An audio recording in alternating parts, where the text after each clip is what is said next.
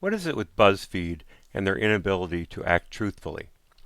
I've seen a lot of their videos, and for the most part they strike the same tone as the one I've picked today. What if muggings were treated like sexual assaults tries to show how rape culture is pervasive in police investigations of sexual assault. As you'll soon see, this awful piece supposedly draws attention to police departments' failure to apply the law and basic human kindness to sexual assault cases, and instead shows a false narrative that would probably make any legitimately assaulted woman seeing this video even less likely to go to the police. After all, who would want to have this sort of treatment forced upon themselves? Let's explore this excrement further. Mr. Williams, you reportedly you came in last night because my watch was stolen. Your watch was stolen while on you, so you were mugged. Let's set the scene here. We have a male police officer, and by the way she's dressed, a female detective. Having a female in the office shows, yay, diversity. However, she will show just as much cluelessness on how to handle a victim of a crime as does the male officer, so I don't know what we're showing here. Perhaps women can be as dumb as men? I don't know. Thank you, BuzzFeed. As an aside, let's look at the name tape on the officer's uniform. See Flaspergerler, something like this. I guess Officer Smith was off duty that day. Yes. Can you take us through again what happened? Yeah, basically I was just on my way home from work last night, and I was waiting for the train, and this guy came up. I think he had a weapon, I think he had a gun, and he took my watch. No, I need to... Yeah. When you put a watch on like that, a flashy watch, who are we really wearing it for?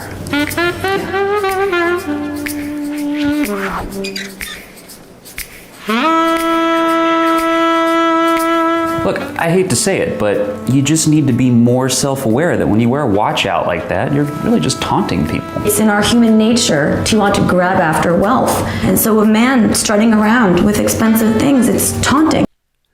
We start off with the alleged victim being asked, "Who were you really wearing it for?" and told it's taunting, which is the old, "you were asking for it in sheep's clothing." This is, of course, slut shaming. Meanwhile, men want to grab after wealth is toxic masculinity writ large without actually saying it. Cute, BuzzFeed. Men just can't dress nice when the sun goes down. Men generally shouldn't wear a major brand label after dusk, really. I have 2 sons of my own at home, and I would never let them out of the house after 7 p.m. in anything other than sweatpants. Yeah, you need to dress down. You can't dress nicely after dusk. You need to dress down. This is taunting and slut-shaming once again. Also, men can't help themselves, so more toxic masculinity.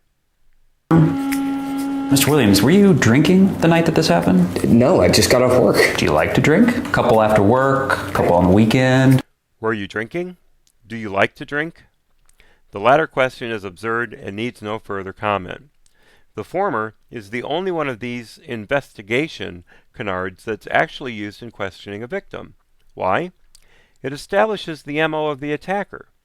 It's good to know if they're going after people who are in some way incapacitated, as you can possibly narrow the victim pool down to a specific perp.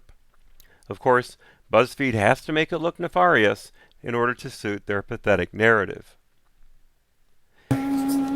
Did you try to disguise it? You know, is there a chance that perhaps you gave the man an idea that maybe you wanted him to come look at the watch?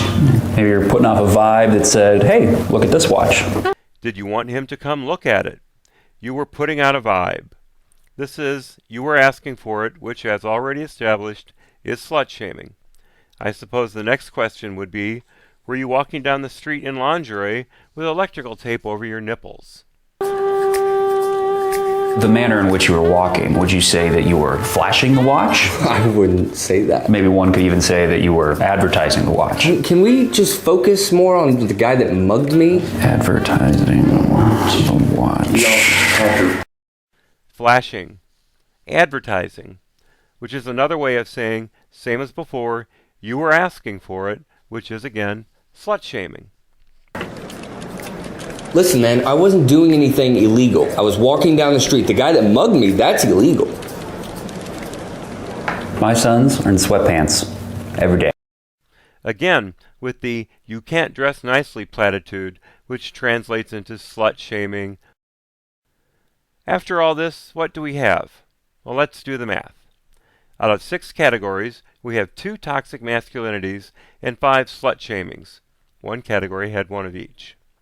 As I said at the start, the overall takeaway from this video is rape culture, though BuzzFeed is coy about saying this out loud, probably since as a talking point it's becoming more and more tentative. And let's talk about padding. This is a 130-second video. Take out the obviously repetitive parts, and you have about 20 seconds of misinformation. Not really enough time to thoroughly lie to your viewers. There is one section in this mess that has a real police investigation parallel, and that is so woefully misrepresented that after seeing this video, anyone asked this question will get so triggered Don't say that word. they'll become defensive and make the process that much harder for the police and themselves. To sum up, BuzzFeed Video has well over 10 million subscribers. Unfortunately, it's trash like this that makes the next generation of Americans even less able to handle life than they already are.